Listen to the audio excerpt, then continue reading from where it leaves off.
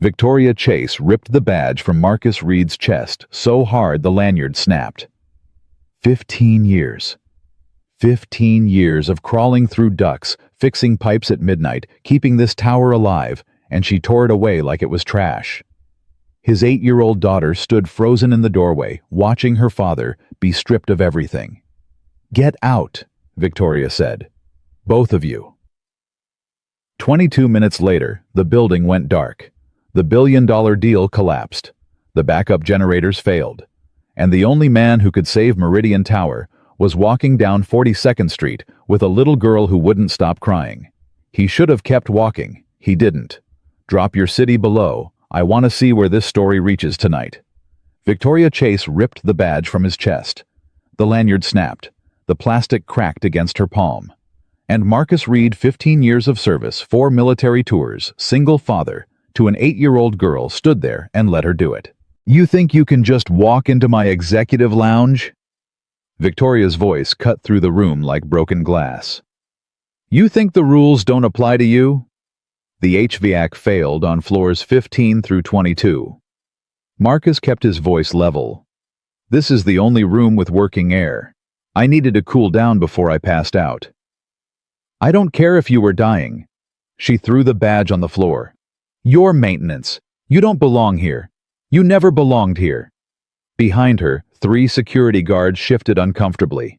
They knew Marcus. Everyone knew Marcus. He was the guy you called at 2 a.m. when the boiler exploded. The guy who remembered your kid's birthday. The guy who'd once carried a heart attack victim down 18 flights of stairs when the elevators jammed. None of them moved to help him. "Ms. Chase," one of them started. "Did I ask you to speak?" Silence. Victoria turned back to Marcus. Her eyes were cold, calculating the eyes of a woman who'd clawed her way to the top of a Fortune 500 company by the age of 32. She didn't see a man standing in front of her. She saw a problem. An obstacle. Something to be removed.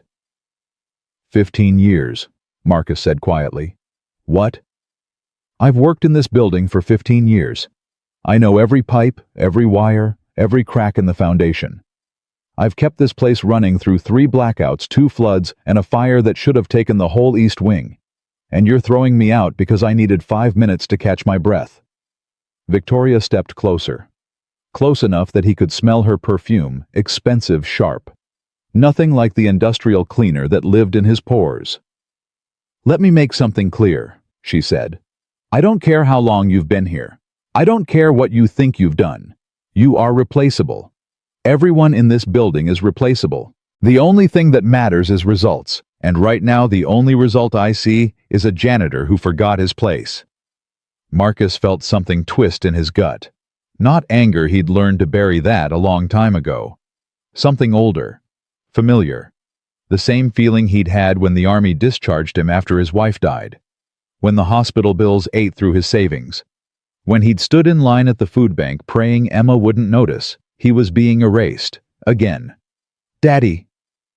The voice came from the doorway. Small, scared. Emma stood there in her faded backpack, her hair escaping from its braid, her eyes locked on the badge lying broken on the floor. Marcus's heart stopped. "Emma, what are you doing here?" "Mrs. Patterson sent me. You forgot to sign my permission slip." Her voice trembled. "Daddy, why is your badge on the ground?" Victoria looked at the girl like she was an insect that had wandered into a boardroom. "Get her out of here," Victoria ordered. "Both of them, now." "Wait." Emma stepped forward, and something in her face shifted. The fear melted into something else, something harder. "You're the lady from the big office, the one with all the windows." Victoria raised an eyebrow. "And?" "My daddy talks about you sometimes. He says you work really hard. He says you never go home." For a fraction of a second so brief that Marcus almost missed it, Victoria's mask cracked. Her jaw tightened. Her fingers curled at her sides. "He also says," Emma continued, "that some people look at things, but they don't really see them. Like when the building makes noises at night and nobody listens except him. He says that's why things break, because people stop paying attention. Victoria stared at the little girl, 8 years old, messy hair, secondhand shoes, speaking truth that cut deeper than any boardroom attack. "Get them out," Victoria said again, but her voice had changed, quieter, colder, like she was trying to freeze something before it thawed. "Now." The elevator felt like a coffin. Marcus held Emma's hand as they descended. 34 floors, each one a year of his life he'd never get back. "Daddy," Emma's voice was small. "Did I say something wrong?" "No, sweetheart." He squeezed her hand. "You said something true. That's different." But she looked so mad. Sometimes the truth makes people mad, especially when they're not ready to hear it. The elevator stopped, the doors opened, and Marcus walked out of the building he'd given 15 years to, holding his daughter's hand with nothing but the clothes on his back and a broken badge in his pocket. He had $47 in his checking account. Rent was due in 6 days. Emma's school lunch balance was negative. The landlord had already slid 2 notices under his door. He was 53 years old, a widower, a veteran with a bad knee and no college degree, and he'd just been fired by a woman who'd never learned his name. "Dad." Emma tugged his sleeve as they stepped onto the sidewalk. "What are we going to do?" Marcus looked down at his daughter. She was trying so hard to be brave, trying so hard not to cry, just like she had at her mother's funeral 3 years ago when she'd held his hand through the whole service and never let go. "We're going to be okay," he said. The words tasted like ash. "We always are." 22 minutes later, his phone rang. They were 2 blocks from the subway. Emma was humming something to herself the way she did when she was trying not to think about hard things. Marcus almost didn't answer, but he recognized the building's number. "Mr. Reed." The voice on the other end was panicked. Danny, the young security guard who'd stood silent while Victoria destroyed him. "Mr. Reed, you need to come back, right now." "I don't work there anymore." "The building's dead. Everything. Lights, elevators, backup systems, all of it. The Hartley Wells people are stuck between floors, and Ms. Chase has her big signing in 20 minutes, and nobody knows what to do, and—" "Not my problem." "Marcus, please." Danny's voice cracked. "There are people trapped in those elevators. Old people, scared people, and the fire department can't get here for another 30 minutes because there's a pileup on the bridge." Marcus stopped walking. Emma looked up at him, confused. "The HVAC failure," Marcus said slowly. "The new projector they installed in the executive lounge. It overloaded the main breaker, didn't it? How did you? And the backup generators aren't kicking because nobody ever replaced the capacitor I flagged in my report 8 months ago. The one that got rejected because it wasn't in the budget." Silence on the other end. "That about right?" Marcus asked. "Yeah," Danny whispered. "That's exactly right." Marcus closed his eyes. He thought about Victoria Chase ripping the badge from his chest. The look in her eyes like he was nothing. Less than nothing. He thought about the $47 in his account. The rent due in 6 days. The job interviews he'd have to sit through at his age with no reference from his last employer. He should walk away. Let them figure it out themselves. Let Victoria Chase learn what happened when you threw away the people who actually kept the world running. But then he thought about the old people trapped in those elevators, scared, alone, wondering if anyone was coming. He thought about Maria in accounting, who always saved him a cookie from the break room. About Danny, who was 23 and just trying to do right. About the night janitors who depended on him to fix the heater before winter hit. They didn't choose this. "Daddy." Emma was watching him, reading him the way she always did. "You're going back, aren't you?" Marcus looked at his daughter, this fierce, stubborn, too smart little girl who'd already lost so much. "Yeah," he said. "I am." Even though she was mean. Even though. Emma nodded slowly like she was working something out in her head. "Okay, But I'm coming with you. Emma, you said we're a team. Her chin lifted. Teams don't split up. Marcus wanted to argue, wanted to tell her to wait at the McDonald's on the corner where it was safe and warm and far away from Victoria Chase. But Emma's eyes were locked on his. Steady, certain, just like her mother's used to be. All right, he said. Let's go. The lobby was chaos. Emergency lights cast everything in blood red. People huddled in corners, some crying, some shouting into dead phones. Security guards moved through the crowd, trying to maintain order, failing badly. Marcus pushed through the confusion, Emma's hand locked in his. He moved with purpose, with direction, like a man who knew exactly where he was going. Because he did. Marcus! Danny appeared from the crowd face, slick with sweat. Thank God. It's bad. Really bad. I know. Marcus was already heading toward the service corridor. The main junction's in the sub-basement. If I can reroute power from the emergency grid, I can get the elevators moving. But the failsafe? Forget the failsafe. The failsafe's dead. I need to bypass it manually. Danny jogged to keep up. Can you do that? Guess we'll find out. They reached the service elevator, the old one, the manual one that nobody used anymore, because it was slow and creaky and smelled like motor oil. Marcus pulled open the gate and stepped inside. Stay here, he told Emma. No. Emma, I'm not leaving you. Her eyes were fierce, stubborn. Not ever. Marcus looked at his daughter for a long moment. Then he reached out and pulled her inside. Hold on tight, he said, and don't touch anything. The sub-basement was a maze of shadows and pipes. Marcus moved through it like a man walking through his own bloodstream.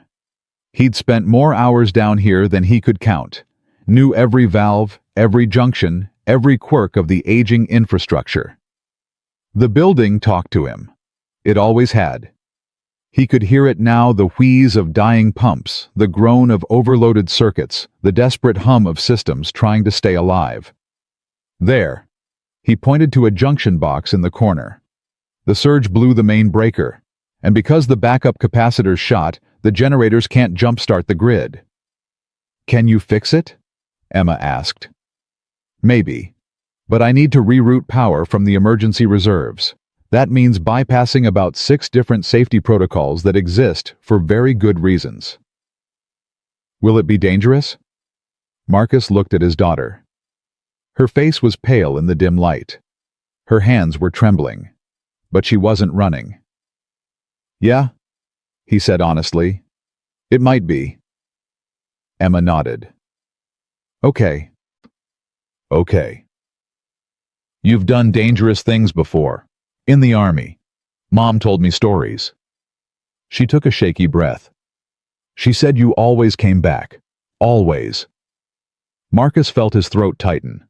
I'll come back, he said. I promise. He went to work. His hands moved from memory, testing connections, tracing faults, coaxing the old systems back to life the way he'd done 100 times before. The junction box was hot. The wiring was frayed. Every time he touched a connection, sparks jumped and danced. One wrong move and he'd fry himself. But Marcus didn't stop, didn't hesitate. Because somewhere above him, people were trapped in the dark, scared, waiting for someone to save them. And Victoria Chase was about to lose everything. What the hell is taking so long? Victoria paced the executive lounge like a caged tiger. The emergency lights painted her face in crimson. Her phone was dead. Her laptop was dead. Her billion-dollar deal was dying. The Hartley Wells people are still trapped. Her operations manager reported. Fire department's 15 minutes out, maybe longer. And our backup systems. Still offline. Nobody knows why. Victoria spun around. Then find someone who does. Ms. Chase. Her security chief stepped forward, hesitant. There's something you should know. What? Marcus Reed. He came back. He's in the sub-basement right now trying to restore power." Victoria stopped. Her whole body went rigid. "You called him. Danny did. He was the only one who—" "I fired him. I personally fired him. I threw his badge on the ground in front of his child. And you called him back." The security chief didn't answer. He didn't need to. The accusation in Victoria's voice was really aimed at herself. She'd humiliated the man, degraded him, and now he was the only thing standing between her and complete ruin. "Ma'am." Her operations manager's voice was tight. "If he doesn't get those systems back online in the next 10 minutes, the Hartley Wells partners are walking. And once they walk, the whole deal collapses. We'll be the laughingstock of every business publication in the country." Victoria closed her eyes.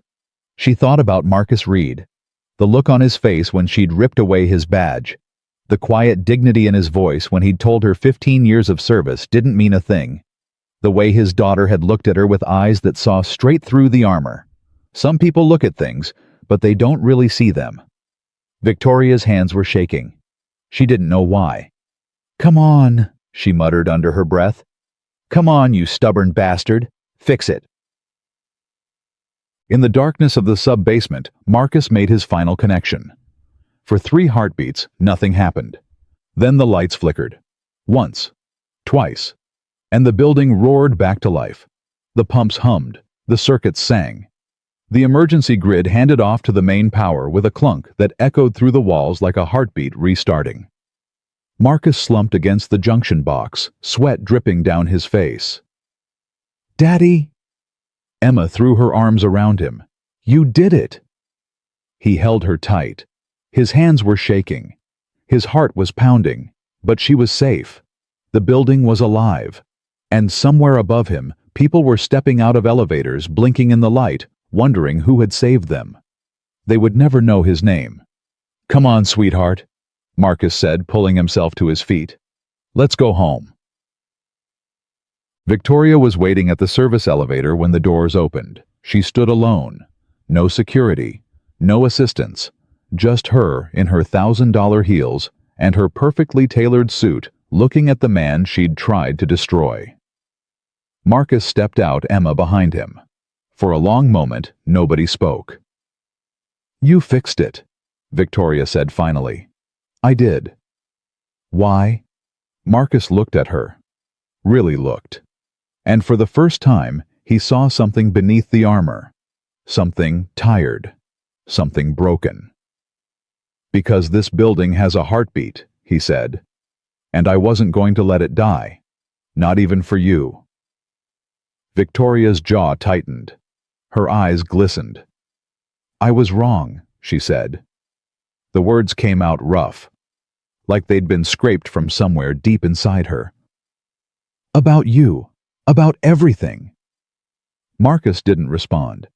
He just took Emma's hand and started toward the lobby. "Wait," Victoria's voice cracked. "Please." He stopped. "I don't know how to do this," she said. Her composure was crumbling now. The mask was falling away. "I don't know how to apologize. I've never been good at seeing people. Not really. Not the way you do." Marcus turned back to face her. "Why not?" he asked quietly. Victoria opened her mouth, closed it. For a moment, she looked like a lost child trying to find her way home. "Because," she whispered, "the last time I let myself see someone, really see them, they died, and I couldn't save them." The words hung in the air between them. Marcus didn't ask who she meant, didn't push. He just stood there, holding his daughter's hand, and let the silence do what words couldn't. "Go home, Ms. Chase," he said finally. "Get some rest. The building's stable for now, but you'll need a full crew in here tomorrow." "What about you?" Marcus smiled. It was tired, sad, but real. "I'll figure it out. I always do." He and Emma walked toward the exit. The lobby was clearing now. People were laughing, hugging, relieved. None of them looked at the man in the worn work clothes or the little girl in the second-hand shoes. They never did. The next morning, Marcus found an envelope under his door. He almost threw it away. Probably another eviction notice, another bill, another reminder of everything he didn't have. But Emma grabbed it first. "Daddy, look." She pointed at the handwriting on the front. "It says your name." Marcus opened it. Inside was a formal letter. His termination confirmed. 2 weeks severance. Standard HR language that said nothing at all. But beneath the typed words, someone had written a note in blue ink. "I watched the security footage. I saw what you did. I saw how you did it. We need to talk. VC." At the bottom of the envelope, there was something else. A check. Marcus stared at the number. His hands started shaking. "Daddy!" Emma tugged his sleeve. "What is it? Is it bad?" Marcus looked at his daughter, then back at the check, then at the note in Victoria Chase's handwriting. "No, sweetheart," he said slowly. "I don't think it's bad at all." His phone buzzed, unknown number, but he recognized the prefix. He answered. "Mr. Reed." Victoria's voice was different now, softer, almost nervous. "I hope I'm not calling too early." "It's 7 a.m. "I know. I haven't slept." She paused. "I've been watching the security footage from last night. All of it. The sub-basement, the junction box, the way you talked to your daughter while you worked." Marcus said nothing. "You told her you'd come back," Victoria continued. "You promised her. And then you did something that could have killed you without hesitation. Not for money, not for recognition, just because people needed help. Is there a point to this call, Ms. Chase?" "Yes." She took a breath. "I need someone like you, not as a janitor, not as maintenance, as something else, something I don't even have a name for yet." Marcus looked at Emma, who was eating cereal at the kitchen table, watching him with curious eyes. "I'm listening," he said. "There's a problem inside my company. Something I can't see. Someone I trusted, I think they're trying to destroy everything I've built. And I need someone who knows how to look at things. Really look. Someone who listens when everyone else is too busy talking." Marcus walked to the window. The morning sun was just starting to touch the city. Somewhere out there, Meridian Tower was waking up, beginning another day. "And what makes you think I'd help you?" he asked. "After everything you did." Victoria was quiet for a long moment. "Because you came back," she said finally. "When you had every reason not to, you came back anyway." Marcus closed his eyes. He thought about the $47, the overdue rent, the negative lunch balance. He thought about Emma eating her cereal, trusting him to make it okay. He thought about Victoria Chase, the look in her eyes when she'd mentioned someone dying, the crack in her armor she couldn't quite hide. "There's a coffee shop on 53rd and Lexington," he said.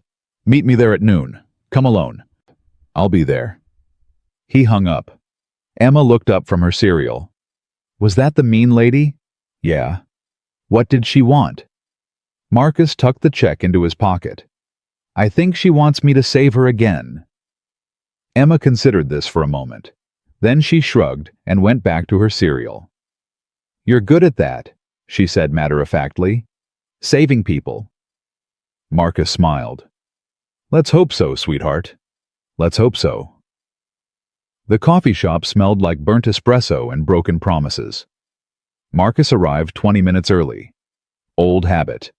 The kind you pick up when your life depends on knowing every exit before someone walks through the door. He chose a table in the back corner. Clear sightline to the entrance. Wall behind him.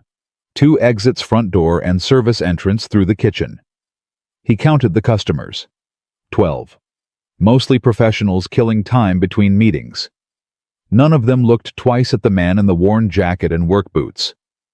Good. At 11:47, Victoria Chase walked in. She looked different than she had at Meridian Tower. Smaller somehow. She wore jeans and a simple gray sweater, her hair pulled back in a ponytail. No heels, no armor. Just a woman trying very hard not to look like a CEO. She spotted him immediately and crossed the room with quick, nervous steps. "You're early," she said. "So are you." She slid into the chair across from him.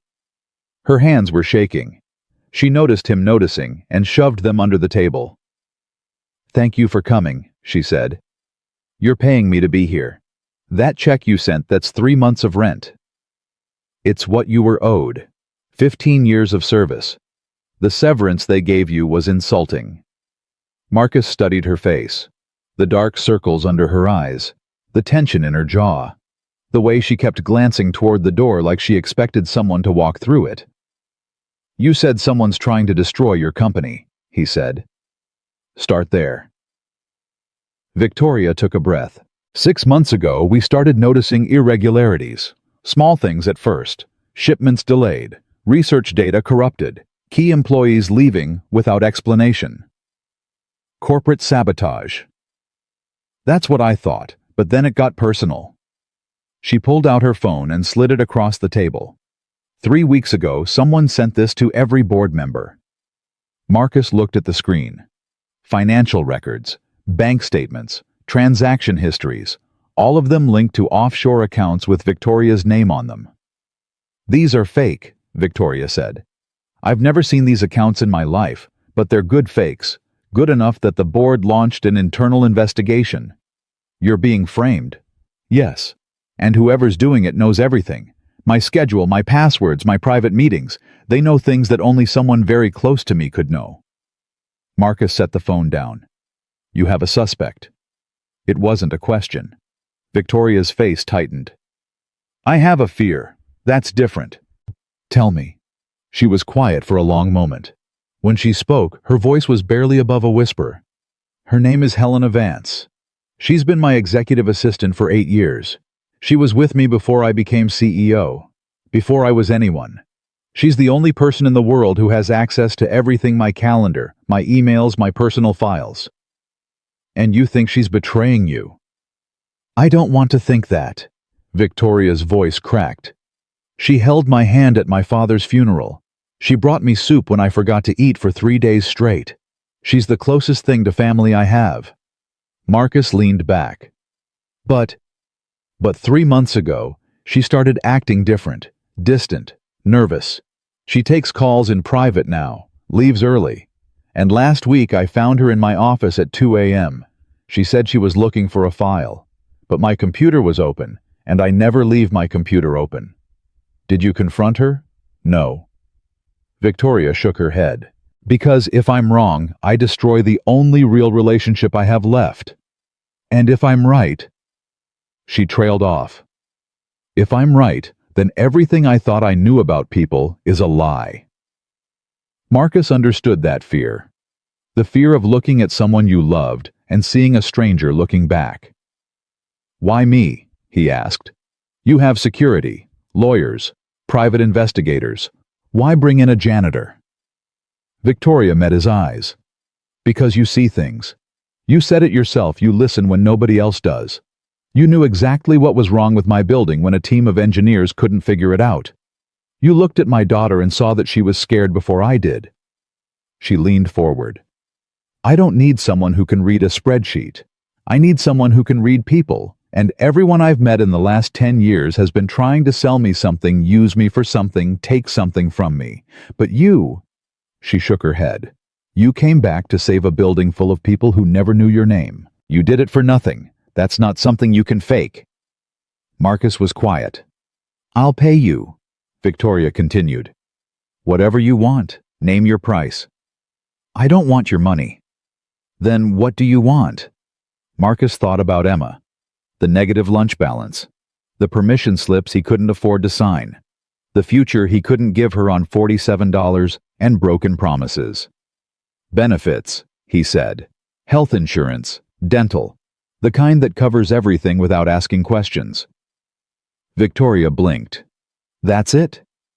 "My daughter needs braces, and I haven't been to a doctor in 6 years because I couldn't afford the copay." Something shifted in Victoria's face. A crack in the wall she'd built around herself. "Done," she said. "What else?" "Flexible hours. I pick up Emma from school at 3:15. That's non-negotiable." "Understood. And one more thing." Marcus leaned forward. If I find out Helena is innocent, you don't fire her. You don't punish her. You apologize and you mean it.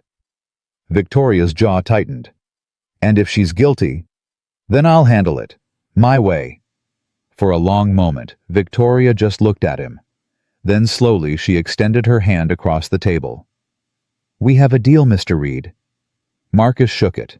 Her grip was stronger than he expected. Call me Marcus. Then call me Victoria. She almost smiled. Nobody does anymore. The first week was observation. Victoria gave Marcus a badge, a real one this time, with clearance that let him move through the building like a ghost. He came in early, stayed late, watched everything. Helena Vance was exactly what Victoria had described: professional, efficient, devoted. She anticipated Victoria's needs before Victoria knew she had them. She remembered everyone's birthday. She knew which board members took their coffee black and which ones were secretly in AA. She was perfect. Too perfect. Marcus noticed it on the third day. The way Helena's eyes tracked Victoria's movements, not with loyalty, but with calculation. The way her smile never quite reached her eyes when she thought no one was watching. The way she always positioned herself between Victoria and the door. He'd seen that behavior before, in combat, in men who were planning something and waiting for the right moment. On Friday, he followed her. Helena left the office at 6:47 p.m. early for her. She walked 3 blocks to a parking garage, drove to the Upper East Side, and parked outside a brownstone that definitely didn't match her salary. Marcus watched from across the street as she went inside. 20 minutes later, she came out with a man. Gray suit. Silver watch. The kind of face that looked like it had never been punched, but deserved to be. They talked for 4 minutes. Helena handed him a USB drive. The man handed her an envelope. Then they went separate directions, like they'd never met at all. Marcus pulled out his phone and took pictures of everything. That night, he showed them to Victoria. She sat in her home office, a converted bedroom in her penthouse that looked more like a bunker than a workspace, and stared at the photos without speaking. The man is Raymond Cross, Marcus said. Executive VP at Hartley Wells. Your competitors. Victoria's face went pale. Hartley Wells tried to buy us out last year. I turned them down. Looks like they found another way in. And Helena, Victoria's voice broke. 8 years. 8 years, and she's been... We don't know how long. Could be recent. Could be from the beginning. Victoria looked up at him. Her eyes were wet. How did I not see this? You trusted her. That's not a weakness. It feels like one. Marcus pulled a chair over and sat across from her. Not as an employee, not as a consultant, just as someone who understood what it felt like to be betrayed by the people you loved most. When my wife was dying, he said quietly, I missed the signs. She'd been sick for months, tired all the time, losing weight, complaining about stomach pain. I told her it was stress. Told her to take it easy. By the time we got to the hospital, the cancer had spread everywhere. Victoria looked at him. Marcus? The doctors said even if we'd caught it earlier, it might not have mattered. But I'll never know for sure. And I've spent every day since wondering if I could have saved her. If I'd just been paying attention. He leaned forward. You're not stupid, Victoria. You're not weak. You just made the mistake of believing that someone who held your hand at a funeral was incapable of stabbing you in the back. That's human. That's normal. The only people who don't make that mistake are the ones who never trust anyone at all. Victoria wiped her eyes. Is that supposed to make me feel better? No. It's supposed to make you angry. Her head snapped up. What? Helena didn't just betray you. She weaponized your trust. She used your father's death, your loneliness, your need for connection. She used all of it against you. And if you let yourself collapse into grief right now, she wins. Marcus stood. So grieve later. Right now I need you to get mad. I need you to focus. Because we're going to take her down, but only if you're ready to fight. Victoria stared at him for a long moment. Then something shifted in her face. The tears dried, the jaw set. The CEO came back. "What do you need?" she asked. Access to her personnel file, her phone records, and a list of everyone she's met with in the last 6 months. Done.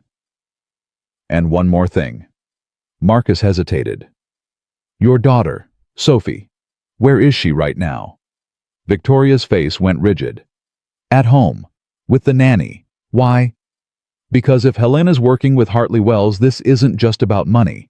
It's about leverage, and the best leverage against a mother." Victoria shot to her feet. "No, don't even say it. I'm not saying they're planning anything. I'm saying we need to be careful. Sophie is off limits. She's completely off limits. Then let me protect her." Marcus held up his hands. "Not full time. Just let me keep an eye on things. Let me know where she is, who she's with. I have a daughter too. I know what it feels like to wake up at 3 a.m. wondering if she's safe." Victoria's breathing was ragged. The CEO armor had cracked again. Underneath was just a mother. Terrified. "Okay," she whispered. "Okay, just please, please don't let anything happen to her." "I won't," Marcus said.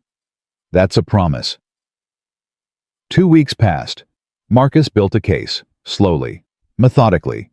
The way you disarm a bomb one wire at a time, knowing that one wrong move could blow everything apart. Helena was good. She covered her tracks with the precision of someone who'd been doing this for years. But she wasn't perfect. Nobody was. He found the cracks. A payment she'd forgotten to delete. A meeting she'd logged under the wrong name. A text message she'd sent from her work phone instead of her burner. The evidence was mounting, but it wasn't enough. Not yet. Meanwhile, something else was happening. Something Marcus hadn't expected. Emma and Sophie became friends. It started by accident. Marcus had picked up Emma from school and was heading to Meridian Tower when Victoria called in a panic. Sophie's nanny had quit without notice. Victoria was stuck in a board meeting. She had no one else to call. "I'll get her," Marcus said. "You don't have to. I'm already out. Give me the address."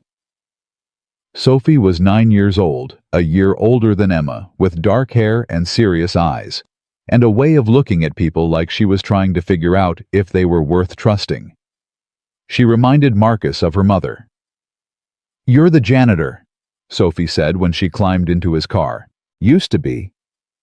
Mom said you saved the building. Just fix the lights." Sophie studied him in the rearview mirror. "She also said you were kind. That's not something she usually says about people." Marcus didn't know how to respond to that. He just drove. When they got to Meridian Tower, Emma was waiting in his office, a small room on the operations floor that had become his unofficial headquarters. She looked up when Sophie walked in. For a moment, the two girls just stared at each other. Then Emma smiled. "Want to see my drawings?" Sophie shrugged. "Okay." By the time Victoria finished her meeting, the girls were sitting cross-legged on the floor, surrounded by crayons and paper, arguing about whether dragons could beat dinosaurs in a fight. "Dragons have fire," Emma insisted. "But dinosaurs are real," Sophie countered. "Real always beats made up. My dad's real, and he beats made up stuff all the time." Sophie considered this. "What does that mean?" "It means he fixes things that people think can't be fixed. He made a building come back to life.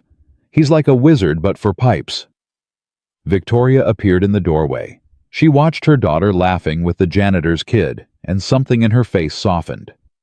"Thank you," she said quietly to Marcus. "Just doing my job." "No." She shook her head. "This is more than that. Sophie doesn't laugh like that. Not with anyone." Marcus watched the girls.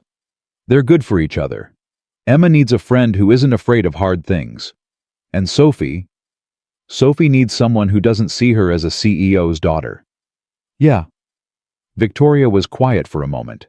Then she asked, "Do you want to stay for dinner?" Marcus looked at her. What? I was going to order something. For me and Sophie. But if you and Emma want to join us. She looked almost nervous, like she was asking a question that had more weight than she wanted to admit. Marcus thought about saying no. About keeping the boundaries clear. Employee and employer. Nothing more. But Emma was laughing. Really laughing. The way she used to before her mother died. Sure, he said. We'll stay. They ordered Chinese food and ate it in Victoria's office because the conference room felt too formal and neither of them wanted to stop the girls from playing. Victoria watched Marcus help Emma with her chopsticks, watched the patience in his hands, the gentleness. You're good with her, she said. She's easy to be good with. That's not true. Kids are complicated. Sophie's complicated. Victoria picked at her low mane. She hasn't been the same since her father left. Marcus looked up. I didn't know you were married. Divorced. 4 years ago. He decided he wanted a simpler life. A younger wife. A fresh start somewhere that didn't remind him of his failures. Her voice was bitter. He calls Sophie once a month if she's lucky. Sends checks when he remembers. She pretends it doesn't hurt. Does it? Everything hurts when you're a kid. You just learn to hide it better as you get older. Marcus thought about Emma, the way she held it together at her mother's funeral, the way she never asked for things she knew he couldn't afford. Yeah, he said. I guess you do. They sat in comfortable silence while the girls played. The city hummed outside the windows. For a few hours, there were no board meetings, no betrayals, no billion-dollar deals hanging in the balance, just two broken people trying to protect the ones they loved. Later, after Marcus had carried a sleeping Emma to the car, Victoria walked him to the lobby. Same time tomorrow? She asked. Yeah, I've got a lead on one of Helena's offshore contacts. Should have something solid by end of week. Victoria nodded, but she didn't move toward the elevator. She just stood there, arms crossed, looking at him like she wanted to say something but didn't know how. What? Marcus asked. I was just thinking. She shook her head. Stupid thought. Tell me anyway. Victoria took a breath. I was thinking that I've known you for 3 weeks, and in that time you've done more for me for Sophie than most people have done in years. You've been kind without wanting anything, honest without being cruel, and I keep waiting for the catch. There's no catch. That's what scares me. She looked at him with eyes that had seen too many lies. Because everyone has a catch, Marcus. Everyone wants something. He stepped closer. Not threatening, not aggressive, just present. What I want, he said slowly, is for my daughter to grow up in a world where people like you don't have to be afraid all the time. Where trust isn't a weakness. Where doing the right thing actually matters. He shrugged. That's it. That's the catch. Victoria stared at him. And for just a moment, so brief he almost missed it. Her armor fell away completely. Underneath was something raw. Something real. Nobody talks like that anymore, she whispered. Maybe that's the problem. She almost smiled. Almost. Good night, Marcus. Good night, Victoria. He walked out into the night, Emma sleeping against his shoulder, and didn't look back. But he felt her watching him until the doors closed. The break came 3 weeks later. Marcus was in his office reviewing security footage when his phone buzzed. Unknown number. Reed. Mr. Reed. The voice was unfamiliar. Female. Cold. I think we should talk. Who is this? Someone who knows what you're looking for, and someone who can give it to you for a price. Marcus's jaw tightened. I'm listening. Helena Vance is a means to an end. She's not the mastermind. She's the puppet.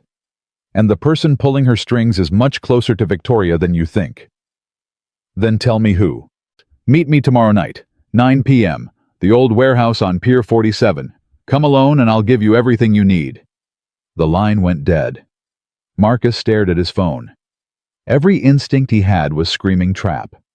The isolated location, the anonymous caller, the promise of easy answers. But if there was even a chance she was telling the truth? He made a decision. That night he told Victoria about the call, showed her the number, laid out the risks. "It's too dangerous," she said immediately. "You can't go alone." "I'm not asking for permission. Marcus, if there's someone else involved, someone inside your circle, we need to know. And this might be our only chance to find out." Victoria's face was tight with fear. "Then let me send security with you. Let me—" "No." Marcus shook his head. "She said come alone. If I show up with backup, she disappears. We lose the lead. And if it's a trap," Marcus smiled grimly, "then I guess you'll need to find a new janitor." Victoria grabbed his arm. Her grip was fierce. "Don't joke about that," she said. "Don't you dare joke about that." He looked at her, really looked. And what he saw surprised him. Fear. Not for her company, not for her reputation, for him. "I'll be careful," he said softly. "That's not good enough. It's all I've got." She didn't let go. Her eyes were searching his face, looking for something she couldn't name. "If something happens to you," she said, "Emma loses her father. Sophie loses the only person who's made her smile in months. And I—" She stopped. "You what?" Marcus asked. Victoria's voice was barely a whisper. "I lose the only person who's ever seen me. Really seen me. And I can't." She shook her head. "I can't do this alone, Marcus. Not anymore." He covered her hand with his, gently, carefully, like he was holding something precious. "You're not alone," he said. "And you won't be. I promise." She looked at him with eyes that wanted to believe, but didn't know how. "I'm going to hold you to that," she said. "I'm counting on it." The night before the meeting, Marcus sat on Emma's bed and watched her sleep.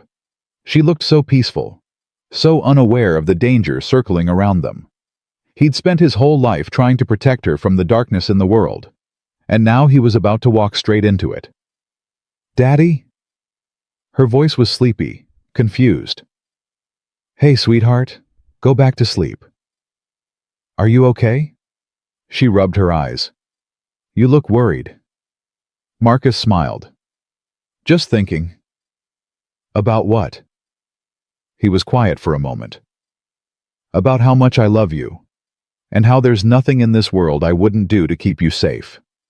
Emma reached out and took his hand. Her fingers were so small, so trusting. "I know, Daddy," she said. "You're the strongest person I know. You always come back." He squeezed her hand. "Yeah, I do. Promise? Promise." She smiled sleepily and closed her eyes. Within minutes, she was breathing deep and slow. Marcus sat there for a long time, holding his daughter's hand in the darkness. Tomorrow, he would walk into the unknown. Tonight, he held on to the only thing that mattered. Pier 47 smelled like rust and salt water and bad decisions. Marcus arrived at 8:43, early again. He walked the perimeter twice, checking exits, counting shadows, listening to the silence. The warehouse was old, abandoned for at least a decade, if the broken windows and graffiti were any indication. No cars in the lot. No movement behind the shattered glass. He didn't like it. But he was here now. No point in turning back. At 8:56, headlights swept across the lot. A black sedan pulled up.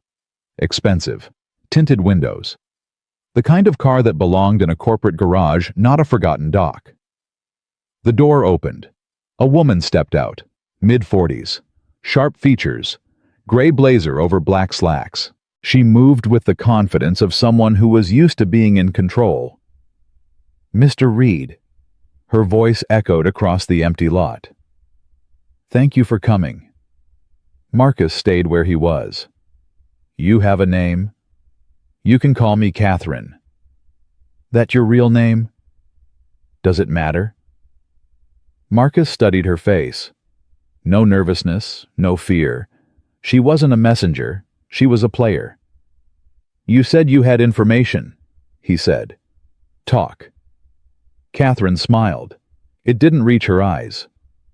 Helena Vance has been feeding information to Hartley Wells for 3 years, but she's not doing it for money. She's doing it because someone promised her something she wanted more than cash. What? Victoria's job. Marcus felt his jaw tighten. Helena wants to be CEO. Helena believes she deserves to be CEO.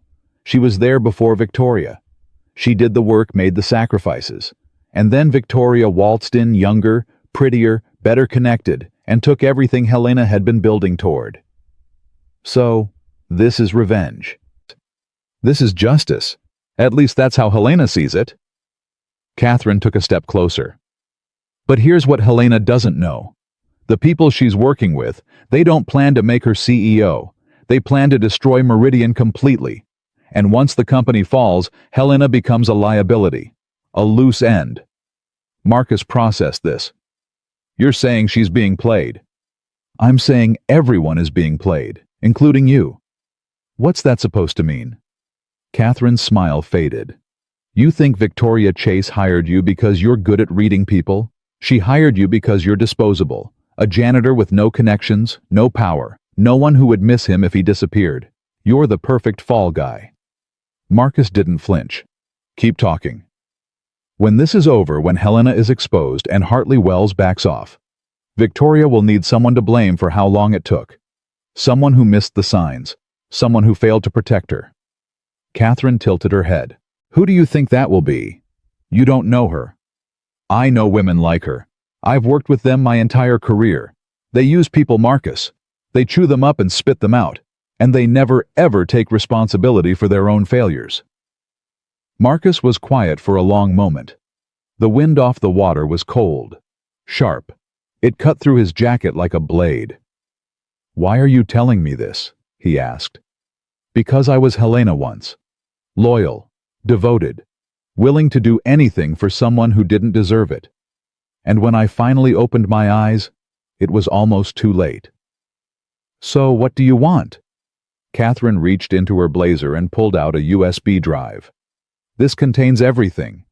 Bank records, communications, the full paper trail linking Helena to Hartley Wells. It also contains proof that Victoria knew about the vulnerabilities in her company's security for months and did nothing.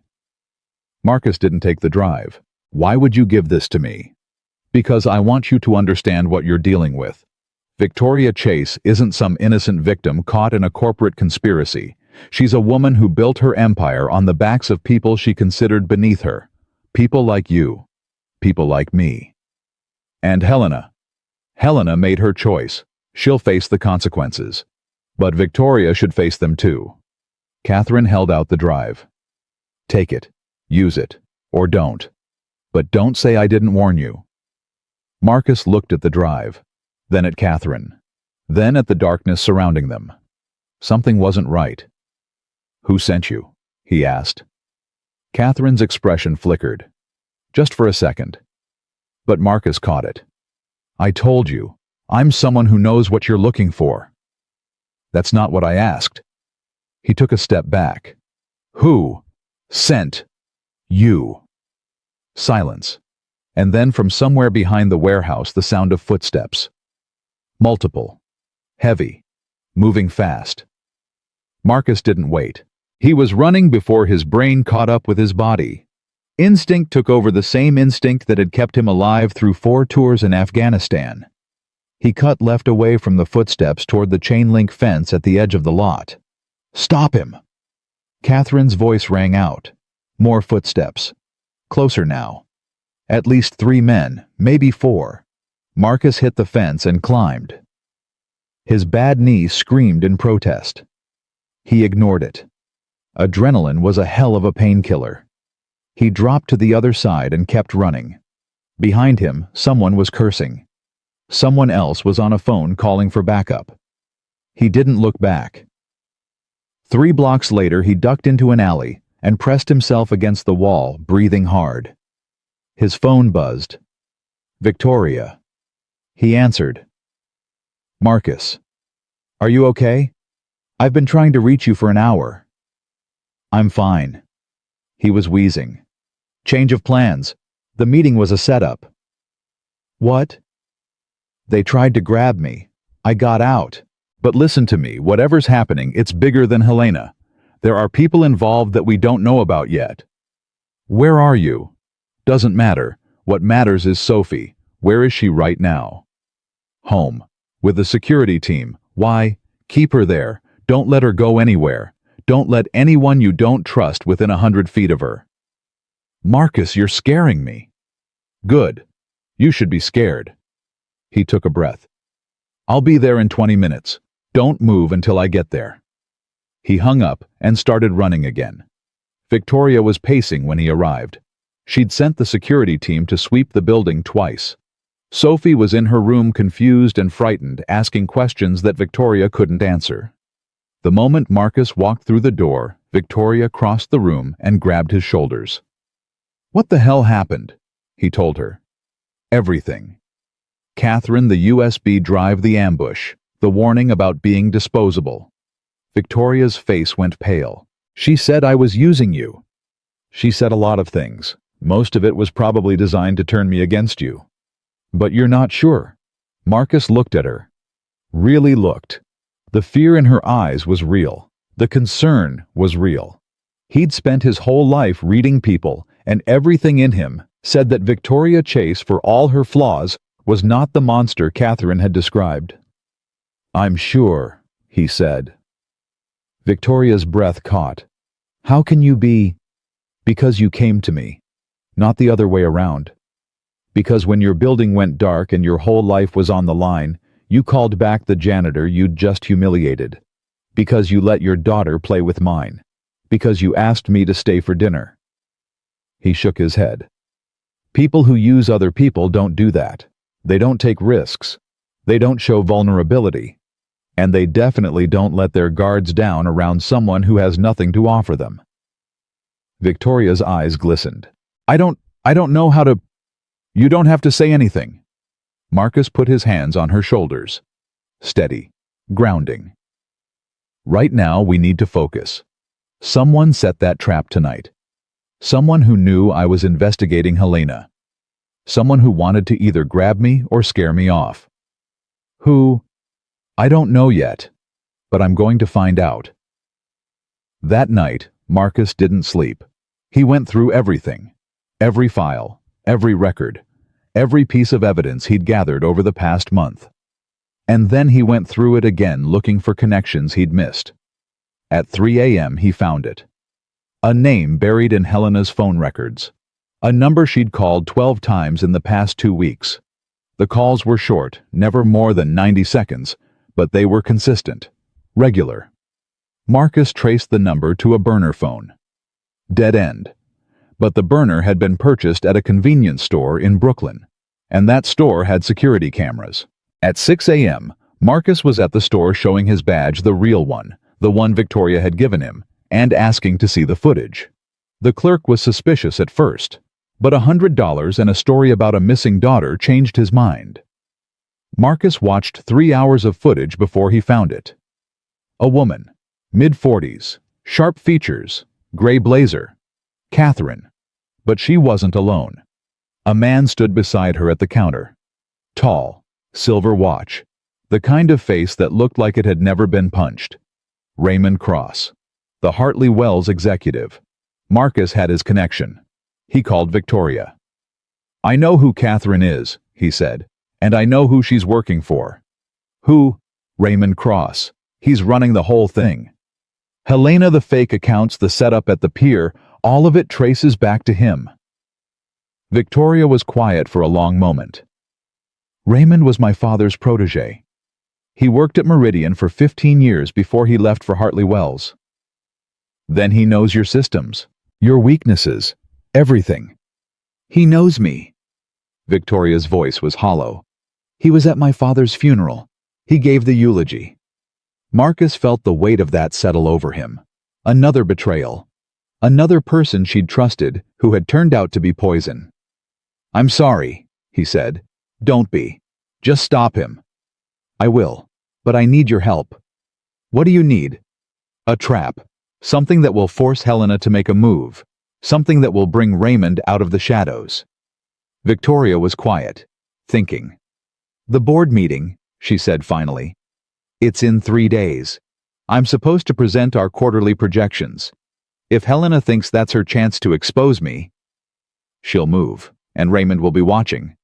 But if we're wrong, if she doesn't take the bait, then we'll find another way. But right now, this is our best shot." Victoria took a breath. "Okay. What do you need me to do?" "Act normal. Go to your meetings. Smile at Helena. Pretend you don't know anything." "I don't know if I can do that." "You can. You've been doing it your whole life." The silence stretched between them. "That's not a compliment," Victoria said quietly. "No, it's not. But right now, it's what's going to save your company." The next 3 days were the longest of Marcus's life. He watched. He waited. He prepared. He moved Emma and Sophie to a safe house outside the city, a cabin near Lake Forest that belonged to a veteran buddy who owed him a favor.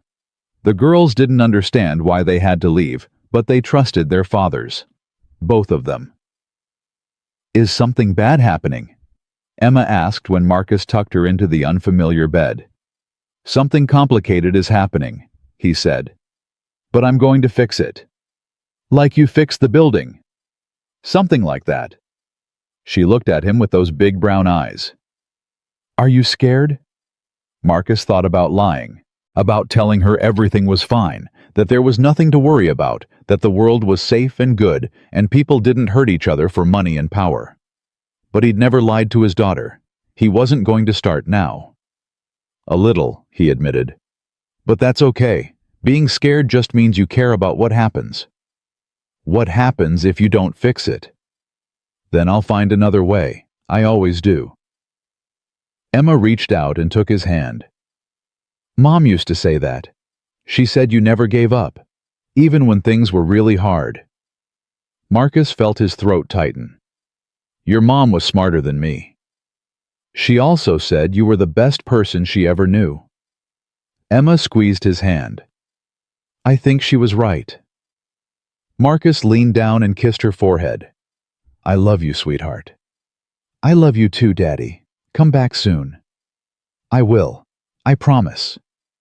The board meeting was scheduled for 2 p.m. At 1:47, Marcus took his position in the security center, a small room on the operations floor, with feeds from every camera in the building. He had 3 monitors running, tracking every entrance, every exit, every hallway that led to the boardroom. Victoria was already seated at the conference table reviewing her notes. She looked calm, professional. Every inch the CEO. Only Marcus knew about the tremor in her hands that morning. The way she'd gripped her coffee cup like it was the only thing keeping her upright. Helena sat 3 chairs to Victoria's left. Tablet open. Stylus ready. The perfect assistant. Marcus watched her face on the monitor. Looking for cracks. Looking for tells. At 2:03 the meeting began. Victoria presented the quarterly projections. Revenue was up. Market share was expanding. Everything looked perfect. At 2:17 her phone buzzed. Victoria glanced at it. Her expression didn't change, but Marcus saw her shoulders tighten. "If you'll excuse me for just a moment," she said to the board. "I need to take this." She stepped out of the room. Marcus watched Helena. The moment Victoria left, something shifted. Helena's fingers moved across her tablet faster, more urgent. She was typing something. Then she stood. "I need to use the restroom," she announced to no one in particular. She walked out of the boardroom and turned left toward the executive offices, not the restroom. Marcus was already moving. He caught up to her in the hallway outside Victoria's office. She had her hand on the door. "Helena," she froze. "Going somewhere?" Helena turned slowly.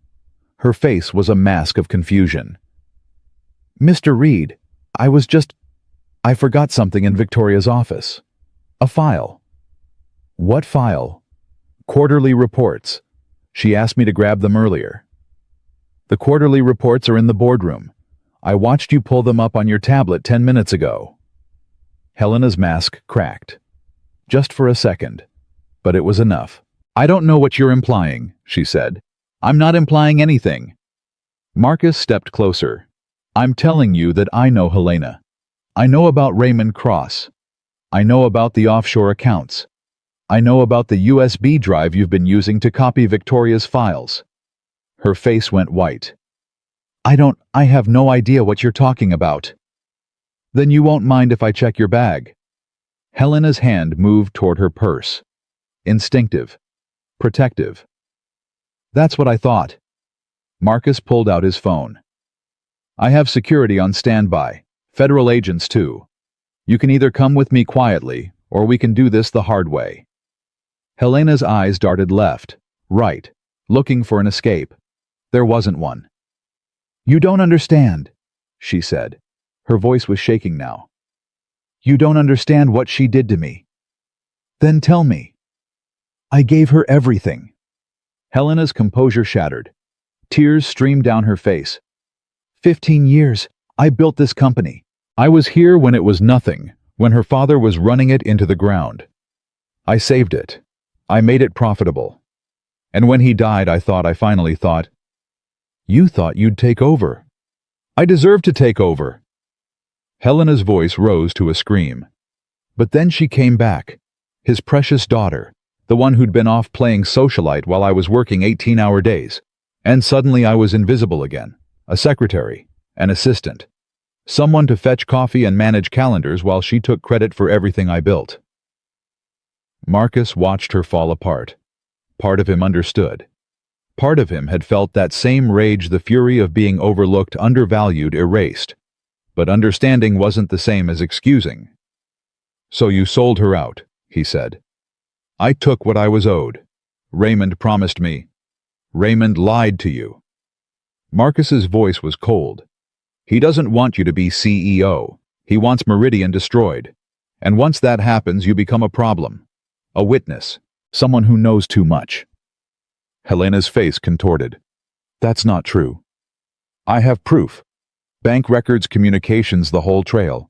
You were never going to get what you wanted, Helena. You were just a tool, and tools get thrown away when they're no longer useful. For a long moment, Helena just stood there, broken, defeated. Then her hand moved. The gun came from nowhere, small silver hidden in her purse.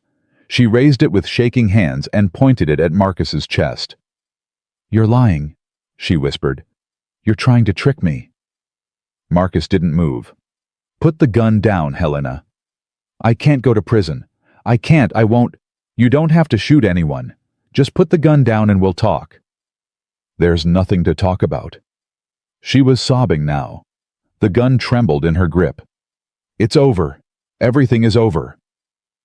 It's not over. Marcus took a slow step forward. You made mistakes, bad ones. But you can still do the right thing. You can help us take down Raymond. You can tell the truth. The truth doesn't matter. It never mattered. It matters to me. Another step. And it matters to the people you hurt. Victoria trusted you. She loved you. And yeah, maybe she didn't see you the way you wanted to be seen. But that doesn't justify this. That doesn't justify any of this. Helena's hand was shaking so badly the gun was almost bouncing. I just wanted to matter, she whispered. I just wanted someone to see me. I see you, Helena. Marcus was close now, close enough to touch the barrel. I see a woman who worked her whole life for something and never got the recognition she deserved.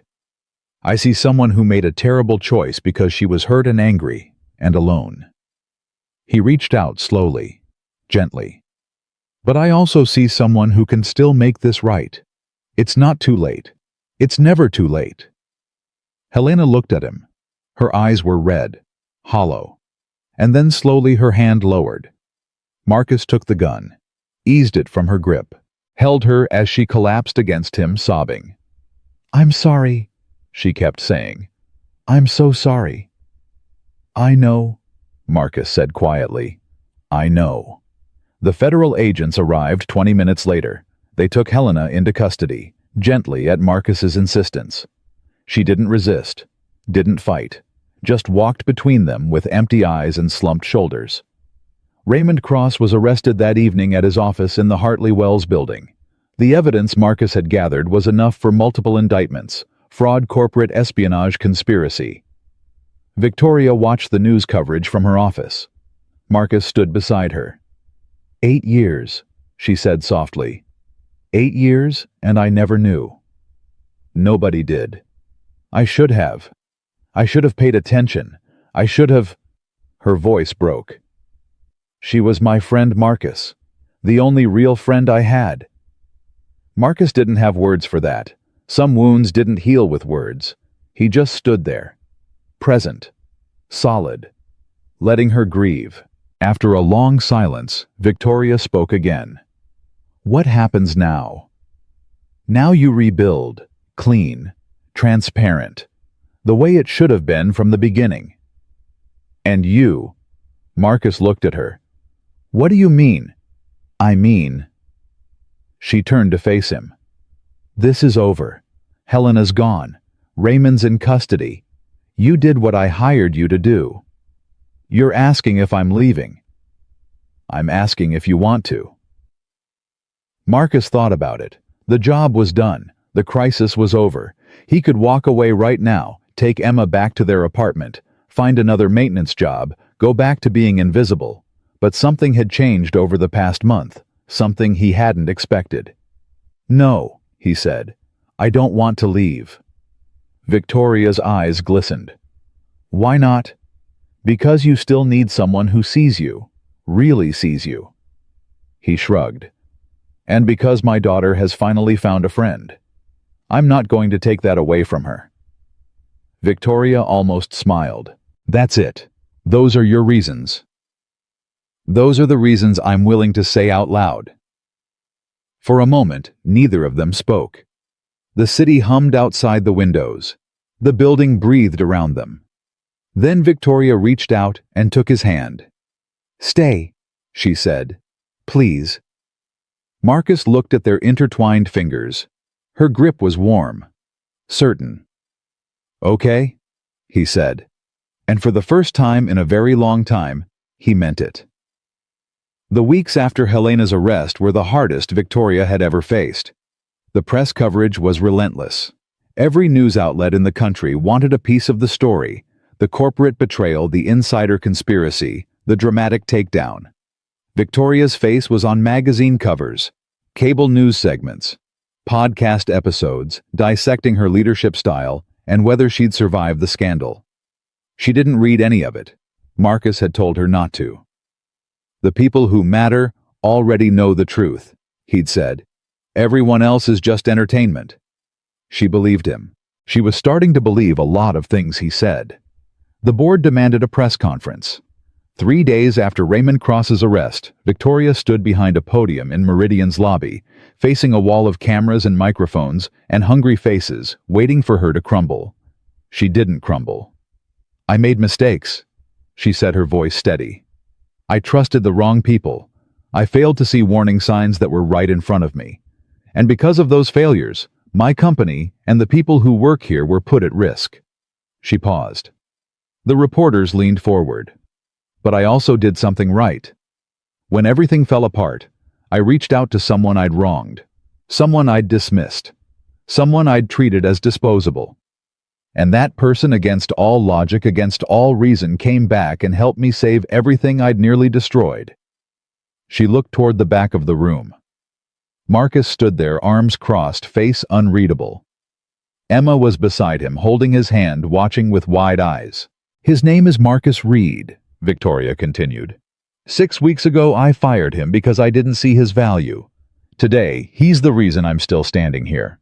And I want everyone to know, everyone in this room and everyone watching, that the greatest strength isn't in titles or power or money. It's in the people who show up when you need them most, even when you don't deserve it. The room erupted with questions.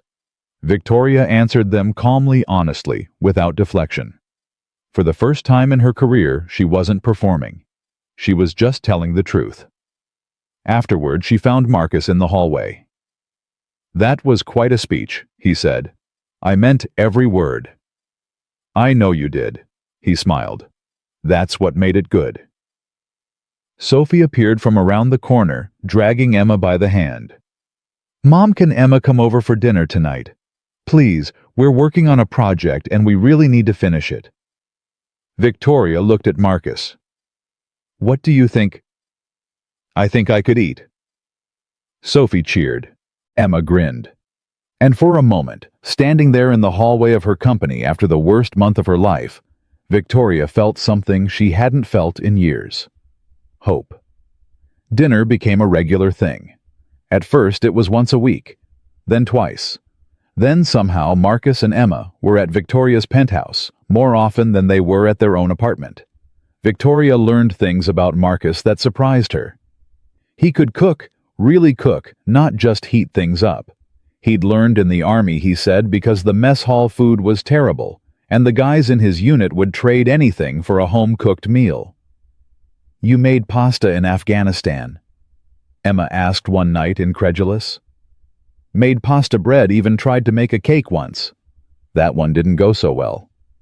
"What happened?" "Let's just say the medic thought someone had been attacked. There was flour everywhere. Looked like a crime scene."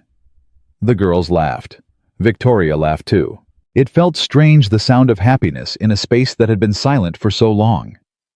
After dinner, the girls retreated to Sophie's room to work on their project, a graphic novel about two sisters who fought crime with their magical pets. Marcus helped Victoria with the dishes.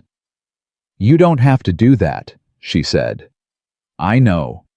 I have people who do this." "I know that too." But he kept washing. She kept drying. Their shoulders touched in the narrow space of the kitchen, and neither of them moved away. "Can I ask you something?" Victoria said. "Depends on what it is." "That night at the pier, when Catherine tried to turn you against me, what she said about me using you, about you being disposable." Victoria hesitated. "Did you believe her, even for a second?" Marcus was quiet for a moment. He set down the dish he was washing and turned to face her. "For about 3 seconds," he admitted. "And then I thought about the way you looked at me when your building came back to life. The way you asked me to stay for dinner that first time. The way you watch Sophie when she's laughing with Emma. And I realized that people who use other people don't look like that. They don't care about things that don't serve them. They don't risk vulnerability." He shrugged. "You're a lot of things, Victoria. Stubborn, proud, sometimes arrogant as hell.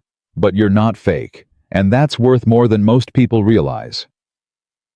Victoria felt her throat tighten. "I don't know how to respond to that." "You don't have to respond. You just have to hear it." She looked at him, really looked. The lines around his eyes, the gray at his temples, the steadiness in his gaze that made her feel anchored in a way she'd never experienced before. "I'm scared," she whispered. "Of what?" "Of this. Of feeling things I don't know how to control. Of letting someone in and watching them leave." She took a shaky breath. "Everyone leaves, Marcus. My father died. My husband walked away. Helena betrayed me. I've spent my whole life building walls because every time I let them down I get hurt." Marcus reached out and took her hand.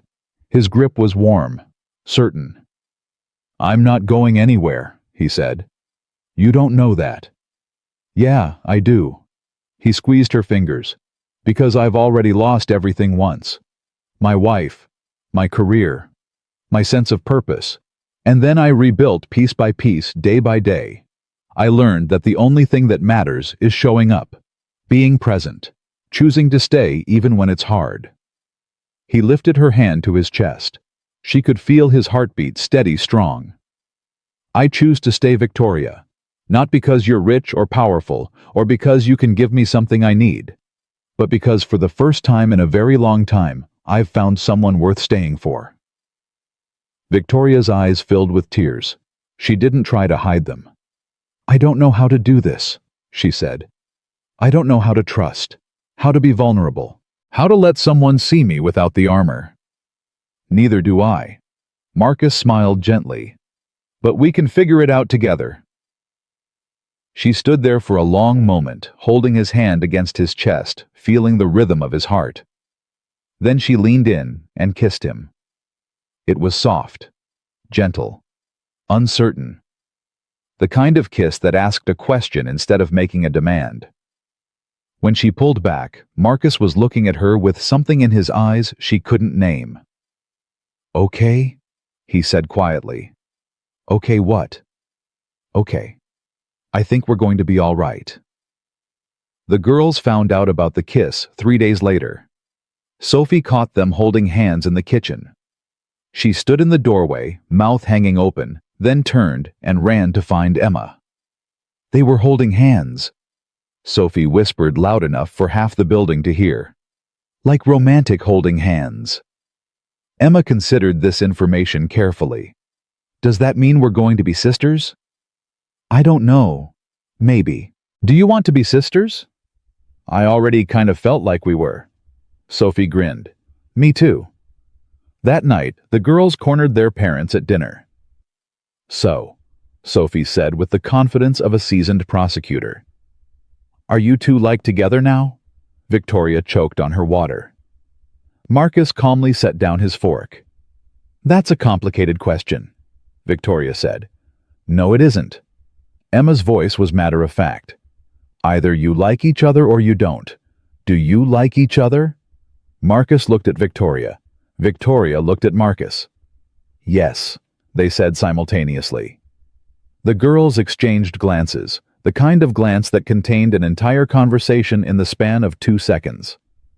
Good, Sophie said. Because we already planned our room situation. Your what? At the new house, when we all move in together. Sophie pulled out a piece of paper covered in crayon drawings. Emma gets the room next to mine. We share the bathroom in the middle. There's a balcony that connects both rooms so we can visit each other at night without walking through the hallway. Victoria's mouth opened. Nothing came out. We also need a dog, Emma added. A big one. Sophie wants a golden retriever, but I think we should get a German shepherd because they're good at protecting people. And we need a backyard, Sophie continued, for the dog and for camping. Daddy. She stopped, eyes going wide. I mean, Marcus said. The room went very quiet. Sophie looked at Marcus with sudden fear, like she'd broken something precious. Marcus set down his napkin. What did you want to call me, Sophie? Her voice was tiny. I was going to ask if it was okay if I called you. If maybe I could. Daddy. Sophie nodded, tears forming in her eyes. My real dad doesn't. He never calls. He doesn't come to anything. And you're always here and you help with homework and you make breakfast and you taught me how to ride a bike and... Marcus was out of his chair before she finished the sentence. He crossed to her side of the table and knelt beside her. Sophie, look at me. She looked. You can call me whatever you want to call me. Dad, Marcus, hey you. It doesn't matter what word you use. What matters is that I'm going to be here. Every day. For homework and breakfast and bike rides and everything else. You understand? Sophie nodded, tears streaming down her cheeks. But I need you to understand something else, Marcus continued. I didn't choose to be Emma's father. That was biology. But if you let me, I'm choosing to be yours. That's different. That's not an accident. That's a decision. And I don't make decisions like that lightly. He opened his arms. Sophie threw herself into them. Across the table, Emma was already crying. Victoria wasn't far behind. This is the weirdest family dinner ever, Emma said through her tears. I know, Victoria managed. I love it. The changes came slowly at first, then all at once. Marcus officially moved out of his apartment. The landlord was relieved he'd been 3 months behind on rent before Victoria's first check arrived, and the building had been looking for an excuse to renovate anyway. They found a house in Westchester. Not a mansion Victoria had offered, but Marcus had refused. "I don't need 20 rooms I'll never use," he'd said. "I need a home. Those are different things." The house had 4 bedrooms, a backyard big enough for a dog, and a kitchen where Marcus could cook Sunday dinners. The girls' rooms were exactly as Sophie had drawn them, side by side with a balcony that connected them. They got a dog, a German shepherd named Blare, after a compromise that took 3 family meetings to resolve. Blare slept at the foot of Emma's bed, but spent his days following Marcus around like a furry shadow. Victoria cut her hours at Meridian. Not dramatically, she was still the CEO, still responsible for thousands of employees, but enough. She was home for dinner most nights. She attended school plays and soccer games and the endless series of important ceremonies the girls invented to celebrate things like first day of spring and Blare learned to shake hands. Marcus took a new role at the company. Not janitor, not security, something without a title. Victoria called him her chief of seeing things.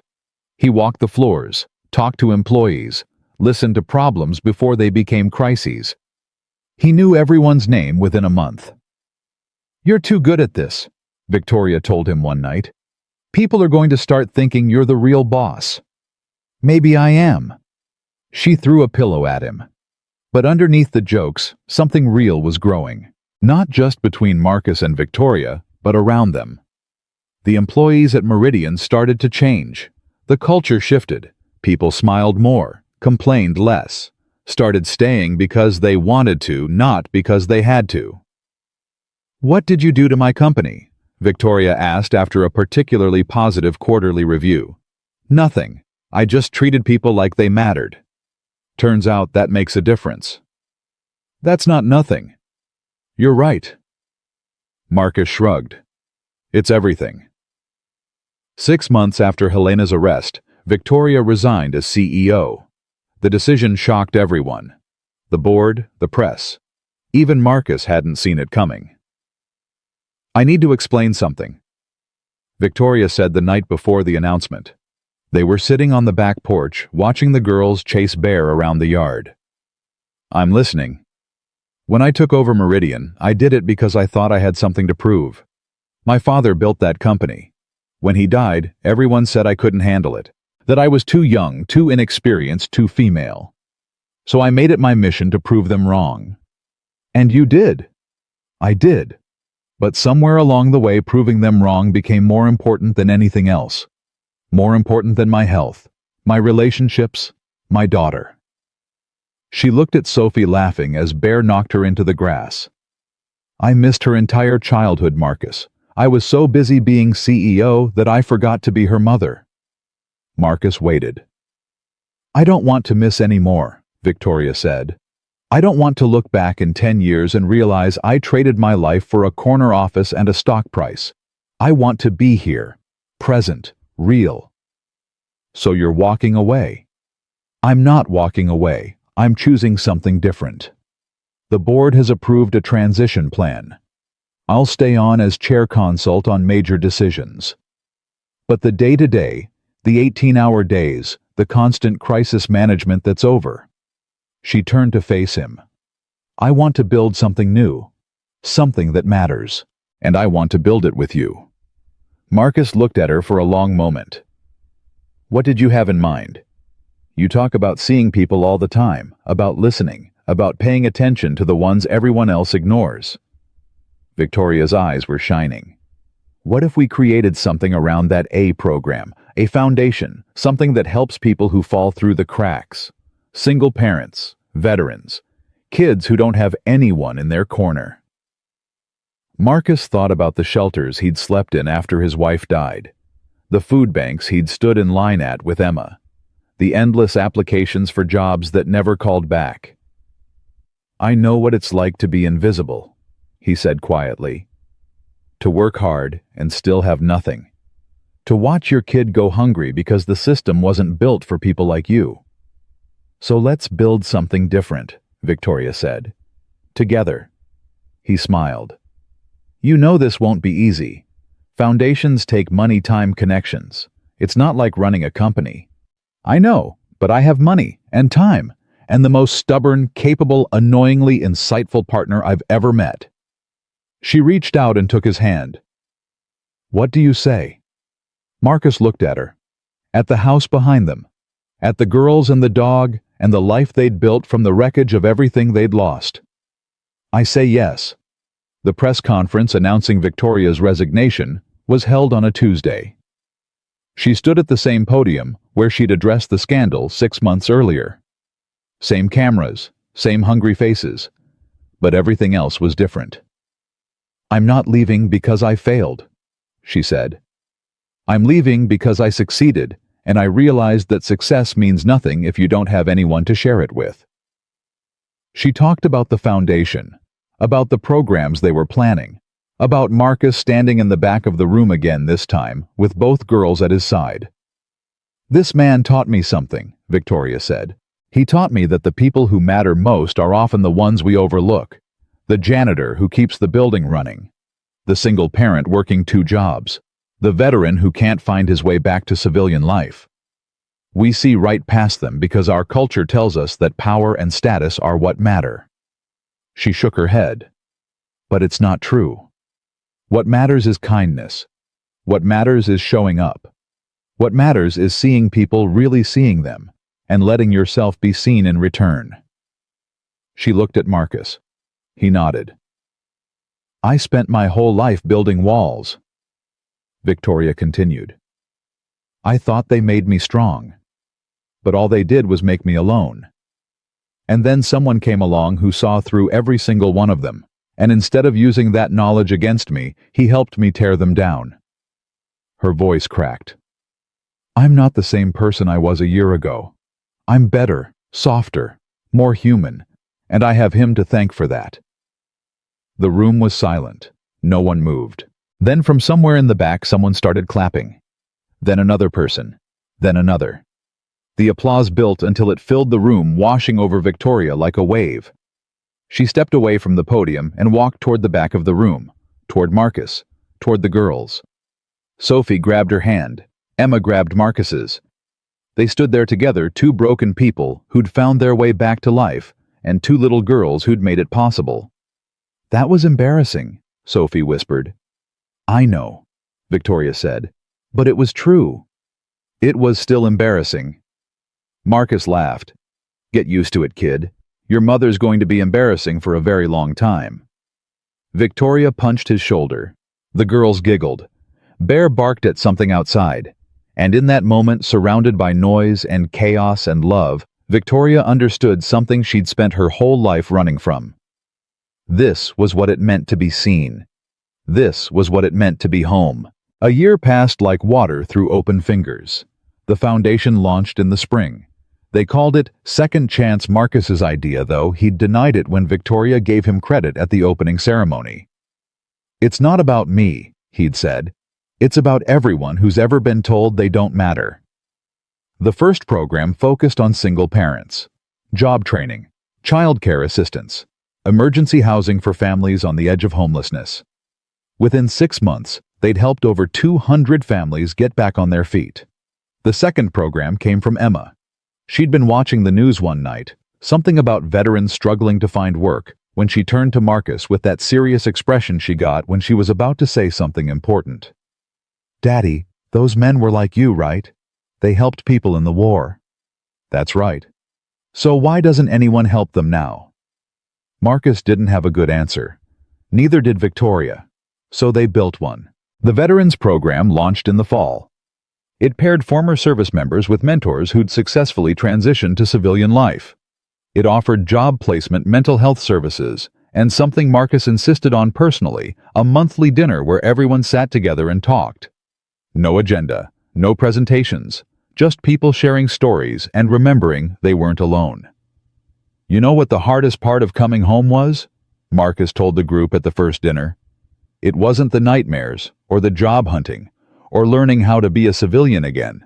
It was feeling invisible. Like everything I'd done, everything I'd sacrificed, didn't matter to anyone." He looked around the table at the faces watching him. Men and women who'd served their country and come home to a world that didn't know what to do with them. "But it does matter," he continued. "You matter. And this place, this program exists because we refuse to let anyone forget that. The applause that followed wasn't polite. It was desperate, grateful, the sound of people finally being seen. Victoria watched from the back of the room, tears streaming down her face. Later, after everyone had gone home, she found Marcus in the kitchen washing dishes by hand, even though there was a perfectly good dishwasher 3 feet away. "You don't have to do that," she said. "I know. There are people we pay to do that. I know that too." She leaned against the counter and watched him work. His sleeves were rolled up, soap bubbles clung to his forearms. He looked exactly like he had that first day in Meridian Tower, calm, steady, completely himself. "I love you," she said. Marcus set down the dish he was washing, turned to face her. Water dripped from his hands onto the floor. "What? I love you." Victoria smiled through her tears. "I've been trying to figure out how to say it for months.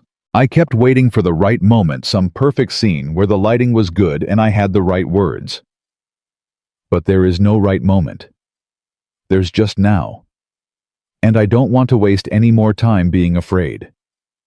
Marcus dried his hands slowly, deliberately. Then he crossed to where she stood and cupped her face in his palms. "I've loved you since the night you crawled into a boiler room in a $1,000 dress to help me fix a pipe," he said. "I've loved you through board meetings and breakdowns and late-night conversations about nothing. I've loved you when you were strong and when you were scared and when you pretended to be okay, even though you weren't." He pressed his forehead to hers. "I love you, Victoria Chase, and I'm going to spend the rest of my life proving it." She kissed him then. Not soft and uncertain like that first time in her kitchen. This kiss was fierce, certain, the kind of kiss that sealed promises. When they finally pulled apart, Victoria was laughing. "What?" Marcus asked. "I just realized something. A year ago, I fired you for drinking coffee in the wrong room. And now I'm standing in a community center we built together, telling you I love you while our daughters plan our wedding upstairs." Marcus blinked. "Our what?" "Oh, didn't I mention?" Victoria grinned. "Sophie and Emma have been planning it for 3 months. They have a color scheme, a guest list, and very strong opinions about the cake. We haven't even gotten engaged." "I know, I told them that." Sophie said, and I quote, "details." Marcus laughed, a real laugh, the kind that came from somewhere deep. "I guess we're getting married then." "I guess we are." Victoria took his hand. "Unless you have objections." "Not a single one." The wedding was held in the backyard of their Westchester home on a Saturday in June. Sophie and Emma served as co-maids of honor, a title they'd invented and defended vigorously against anyone who suggested it wasn't traditional. Bear wore a bow tie and spent most of the ceremony trying to eat it. The guest list was small. Family, what little they had. Friends from the foundation. A handful of Meridian employees who'd become like family over the years. Danny, the security guard who'd called Marcus back on the night of the blackout, stood in the front row and cried the entire time. Marcus wore a simple gray suit. Victoria wore white, but not a gown. A simple dress that let her move, dance, breathe. She'd had enough of clothes that restricted her. They wrote their own vows. Victoria went first. "A year ago, I thought I knew what strength looked like. I thought it meant never showing weakness, never asking for help, never letting anyone see the parts of yourself that weren't perfect." She looked at Marcus standing across from her in the afternoon light. "I was wrong. Strength isn't armor. It's vulnerability. It's reaching out when you're drowning. It's admitting you don't have all the answers. It's letting someone see you, really see you, and trusting them not to look away." Her voice cracked. "You saw me, Marcus, at my worst, at my most broken. And instead of running, you stayed. You held me together when I couldn't hold myself. You taught me that being loved isn't about being perfect, it's about being present." She squeezed his hands. "I promise to see you back, every day, in your strength and your struggle and everything in between. I promise to show up even when it's hard, especially when it's hard. I promise to build something with you, not a company or a foundation or a legacy, but a life, a real life, full of late-night conversations and Sunday dinners, and two girls who think we're embarrassing but love us anyway. She smiled through her tears. I promise to be your partner, your equal, your home, for as long as you'll have me. Marcus was quiet for a moment. When he spoke, his voice was rough. I'm not good with words. Never have been. I'm better with my hands fixing things, building things, making broken stuff work again. He looked at Victoria. But some things can't be fixed. Some things are just broken forever. And I spent a long time believing I was one of those things. After my wife died, after I lost everything, I thought the best I could hope for was survival. Just getting through each day without falling apart. He shook his head. Then I met you. And you were so frustrating. So stubborn. So convinced you knew everything when you didn't know anything at all. You fired me in front of my daughter. You made me feel invisible.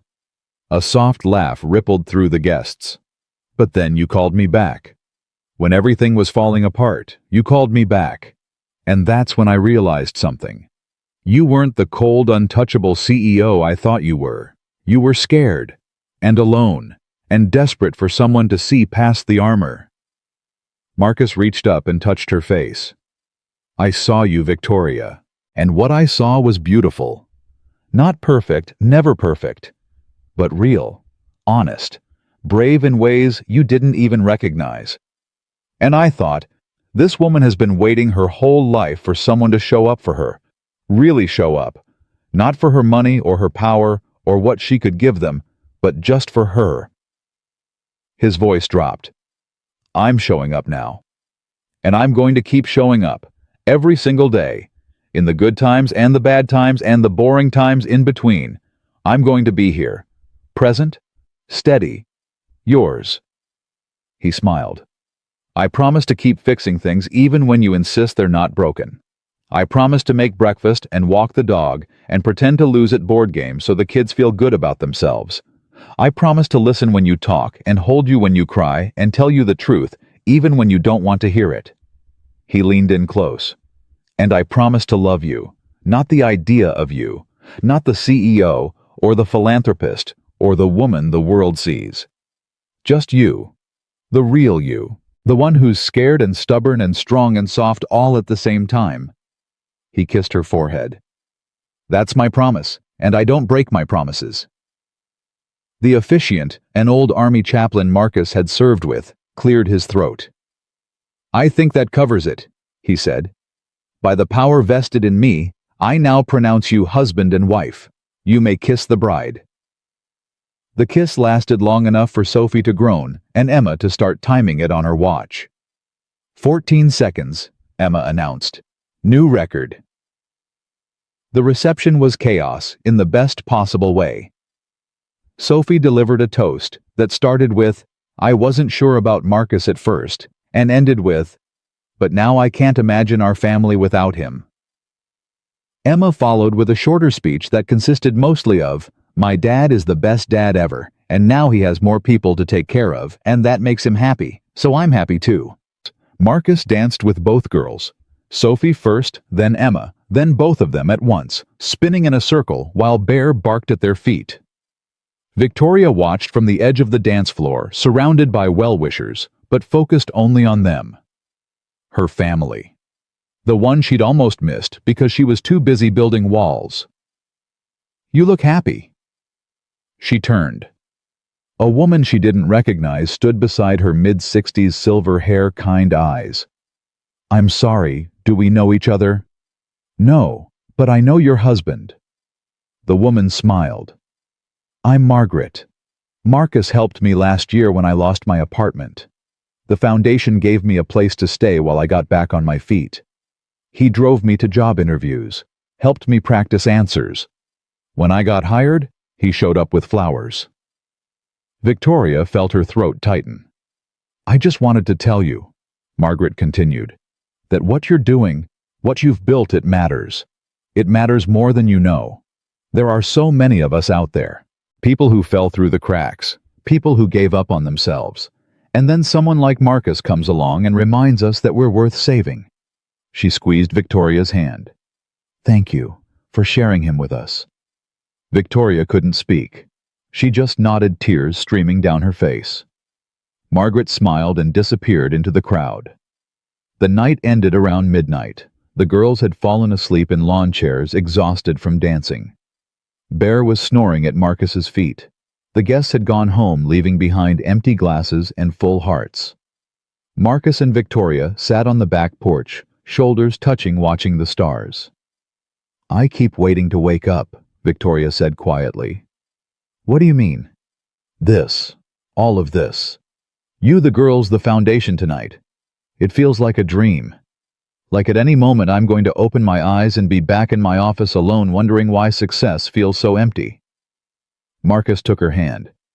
"It's not a dream." "How do you know?" "Because dreams don't have dirty dishes and mortgage payments and kids who leave their shoes in the middle of the hallway." He smiled. "This is real life. Messy and complicated and exhausting and beautiful." He turned to face her. "And I wouldn't trade it for anything." Victoria leaned her head on his shoulder. "Me neither." They sat in silence for a long time. The world hummed around them, crickets and distant traffic, and the soft sound of their daughter's breathing. "You know what I realized," Marcus said eventually. "What? That night at Meridian Tower, when you fired me. I was so angry, so sure that my life was over, that I'd never recover from being humiliated like that. I'm sorry. Let me finish." He squeezed her hand. "I was wrong. That moment, the worst moment of my life, was actually the beginning of everything. If you hadn't fired me, I wouldn't have come back that night. I wouldn't have saved the building. You wouldn't have noticed me. We wouldn't be here." He shook his head. "Sometimes the worst things that happen to us are the doors to the best things we'll ever have. We just can't see it when we're in the middle of it." Victoria thought about that. About all the moments in her life that had felt like endings but were actually beginnings in disguise. Her father's death, her divorce, Helena's betrayal. Every one of them had led her here, to this porch, this man, this life. "I used to think I had to control everything," she said. "That if I let go for even a second, everything would fall apart. And now I think the falling apart was the point. You can't rebuild something better until you let the old version break." Marcus pulled her closer. "That's the smartest thing you've ever said." "I have my moments." They laughed together in the darkness, not at anything in particular, just at the absurdity and beauty and unexpectedness of life. The foundation grew. Within 3 years, Second Chance had programs in 12 cities. They'd helped thousands of families, trained hundreds of veterans, built partnerships with companies across the country who wanted to do more than write checks, who wanted to actually see the people they were helping. Victoria gave speeches about it sometimes. At conferences, at fundraisers, at schools where kids who reminded her of Emma and Sophie sat in the front row and asked questions that were too smart for their ages. But she always came home. That was the rule she'd made with herself. No matter how far the work took her, she came home. To Marcus. To the girls. To the life they'd built from the rubble of everything they'd lost. Sophie turned 16 on a rainy Thursday in September. They threw a party, small, just family, and a few friends. Sophie had requested a cake shaped like a book because she'd decided she wanted to be a writer. Emma, now 15, was convinced she was going to be a veterinarian. Bear had opinions about neither, but was happy to eat scraps from both plates. After the guests left, Sophie found Marcus in the garage, tinkering with an old radio he'd been trying to fix for months. "Can I talk to you?" Marcus set down his tools. "Always." Sophie sat on the workbench, legs dangling. She was tall now, almost as tall as Victoria. But something in her expression was still the scared little girl who'd asked if she could call him Daddy. "I've been thinking about my real dad," she said. Marcus nodded. "What about him?" "He called last week. First time in almost a year. He said he wanted to reconnect, start over, be part of my life again." Marcus kept his face neutral. How did that make you feel? Confused? Angry? A little hopeful, I guess. Sophie picked at a loose thread on her sleeve. And then I realized something. I was hoping he'd changed because I wanted him to be more like you. And that made me feel guilty, like I was betraying him by loving you more. Sophie. Let me finish. She looked at him with eyes that had seen too much for 16 years. You didn't have to love me. I wasn't yours. I was some other man's daughter, some man who left and didn't look back. You could have kept me at arm's length, been nice to me for Mom's sake, but never really let me in. Her voice cracked. But you didn't do that. You showed up. Every day. For homework and heartbreak and the stupid stuff that doesn't matter to anyone else. You taught me how to ride a bike and how to change a tire and how to tell when someone's lying. You held me when I cried about boys and didn't make me feel stupid for caring about things that weren't important. Tears streamed down her face. You're my dad, Marcus. Not because of biology. Because you chose to be. And I spent so long feeling guilty about loving you more than my real father that I never actually told you. She slid off the workbench and stood in front of him. I love you, Dad. And I'm grateful, every single day, for you. Marcus stood up. His eyes were wet. Come here, he said. She fell into his arms the way she had that first night in the dining room, when she'd accidentally called him Daddy and been terrified he'd reject her. He held her tight. I love you too, Sophie. And I'm proud of you. So proud. Not because of your grades or your accomplishments or anything you've done. Just because of who you are. He pulled back and looked at her face. You're going to do amazing things. I know it. And I'm going to be there for every single one of them. That's a promise. Sophie smiled through her tears. You don't break your promises. No, Marcus said. I don't. On a Sunday morning in October, 5 years after the night Marcus first walked back into Meridian Tower, the family gathered for breakfast. It was nothing special. Pancakes and bacon and too much coffee. Bear begging for scraps under the table. Sophie texting her friends. Emma reading a veterinary textbook between bites. Normal. Ordinary. Perfect. Victoria looked around the table at the people she loved. The husband who saw her when no one else did. The daughters who'd taught her that family wasn't about blood, it was about choice. The dog who'd chewed through 3 pairs of her shoes and somehow become the most spoiled creature on the planet. This was what she'd been running from her whole life.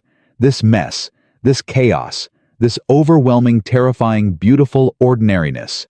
And now it was hers. What are you smiling about? Marcus asked. Nothing. Everything. She reached across the table and took his hand. Just thinking about how strange life is. How the worst day can become the first day. How the person you fire can become the person you marry. Are you getting philosophical on us? Sophie didn't look up from her phone. Because it's too early for philosophy. I'm not being philosophical. I'm being grateful. Emma looked up from her book. For what? Victoria thought about it. About all the things she could say. All the ways she could explain what this life meant to her. But in the end, she just said the truth. For you, all of you, for this house and this breakfast and this ordinary Sunday morning, for second chances and new beginnings and the people who show up when you need them most. She looked at Marcus. For being seen. Marcus smiled. That quiet, steady smile that had anchored her through every storm. You know what the funny thing is, he said. What? I spent my whole life trying to be invisible. Trying to do my job without being noticed. And then I met you and you noticed me anyway. Even when I didn't want you to. Was that bad? No. He squeezed her hand. That was the beginning of everything. Sophie groaned. You two are so cheesy. The cheesiest. Emma agreed. Bear barked. Marcus laughed. Victoria laughed. The girls rolled their eyes but smiled anyway. Outside, the sun was rising over the trees. The world was waking up. And inside this kitchen, surrounded by pancakes and chaos and love, a family held on to each other and refused to let go. Because that's what real strength looks like. Not walls or armor or the ability to stand alone. Real strength is reaching out, letting someone in, trusting that the people who see you, really see you, will stay. Marcus Reed learned that lesson in a boiler room with his hands covered in grease and his heart full of purpose. Victoria Chase learned it in a boardroom when everything she'd built came crashing down, and the only person who could save her was the man she'd tried to throw away. And their daughters learned it from watching them, from seeing two broken people choose each other day after day and build something beautiful from the pieces. That's the story, not of a janitor who saved a CEO, not of a billionaire who fell in love with a working man, but of two people who found each other in the darkness and decided to walk toward the light together. Some people look at things but don't really see them. But the ones who do, the ones who pay attention, who show up, who choose to stay, they're the ones who change everything. Marcus Reed was that kind of person. And because of him, Victoria Chase became one too. Not all heroes wear capes, or carry badges, or save the world in spectacular ways. Some of them carry mops. Some of them fix broken things. Some of them just show up day after day and refuse to let the people they love face the darkness alone. That's the only kind of hero that matters. And that's exactly who Marcus Reed turned out to be.